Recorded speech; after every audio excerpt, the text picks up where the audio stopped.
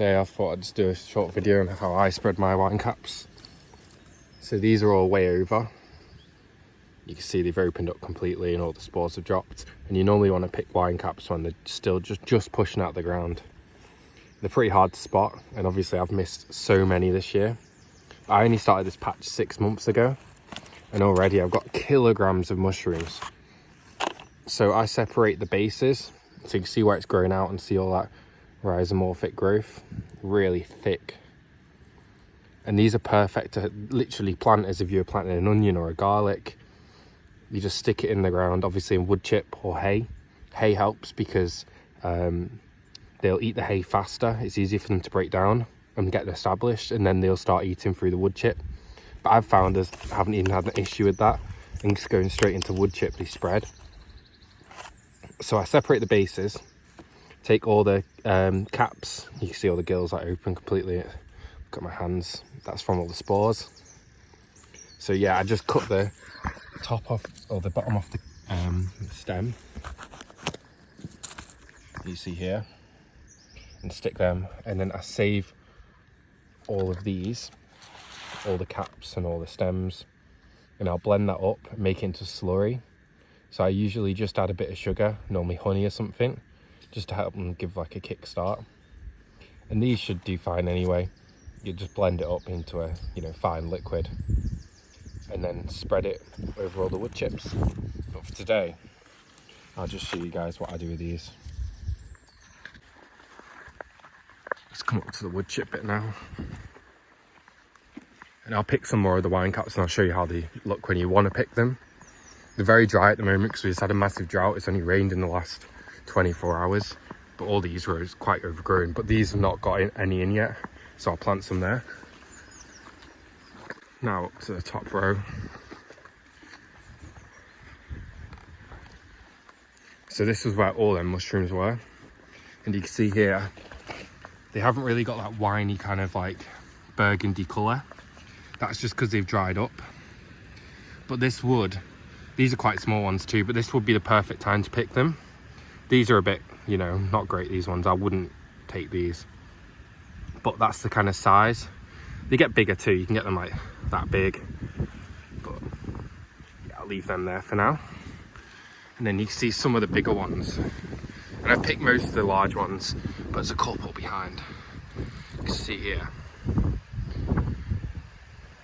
And that's still got a bit of its reddish kind of tinge. And I think these might under here too.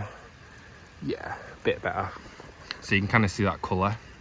But as they dry up and get older, they lose that colour and kind of go to a pale, like brownish colour like this one. So they're quite hard to like spot when they're younger because they blend in with all the ground. But as they get older, you can't really eat them at this stage now. They just don't taste very good. You want the cap to still be closed. But these are perfect to be spread to help get more. So as you can see here, just going to take the bases off, and then we'll get to plant them in the ground. So I've just left them here. We'll put these in the ground. And wine caps as well. Although I like growing a lot of mushrooms, I don't actually like eating very many. But wine caps are one of the ones where I definitely will eat them.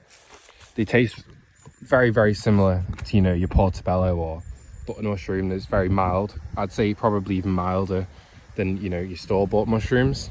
You could do perfect on like a fry up or making like sauces, because they're almost a very meaty mushroom. And as you can see, they get absolutely massive. That's just one base. So yeah, I just go around and stick them in the ground. And they'll slowly establish.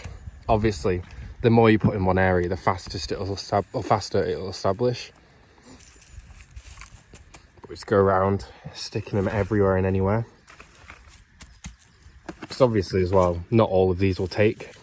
But when they do, it's such an aggressive fungi that it will overtake a lot of other species. So up at the top, we have some ink caps. Just on the left side, you can see that tree behind this one. I'll show you them in a minute.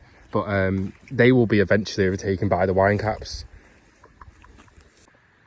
So Paul Stements was the guy who originally got me onto growing wine caps. I've watched quite a lot of his videos for years, just his foraging and all sorts. But it was when I saw his veggie patch. Around each bed, he had loads of wood chip just as a path. But he'd put wine caps into it, and obviously it had grown and spread. And he had hundreds coming out. And it's such a useful way to use that space that you'd ordinarily would just be left. And I mean, you can't bash it. I've got a couple kilograms worth of mushrooms this year, and I've only had it in the ground up there for 6 months. Just get the rest of these in. So hopefully in a couple months, I'll do a little update video.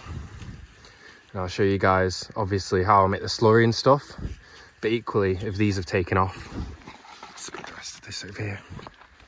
Because you'd be surprised just how quickly these mushrooms can establish. They're one of the fastest growing and most aggressive mushrooms you can get, really. They'll happily overtake most different species of mushrooms and wood chip.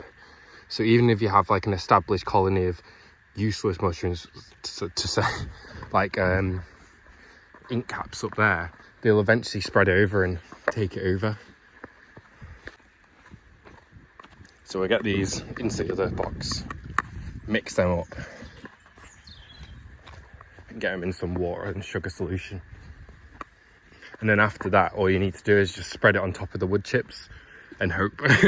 There's a good chance it will establish, especially considering just how many spores there are. I mean, look at that. But equally, the mycelium will like cannibalize itself and start growing off these old like fruiting bodies. So that's another good way to spread them. So it's not just the spores. Yeah, I'd really recommend growing them. It's one of the most hassle-free mushrooms to grow, really, if not the most. You don't even have to, you know, like with logs with shiitake or oyster mushrooms, you have to kind of maintain them, make sure they're not drying up too much, you know. But with these, you just whack them in the ground and they spread so quickly. Anyway, thank you for watching. Good luck on you growing.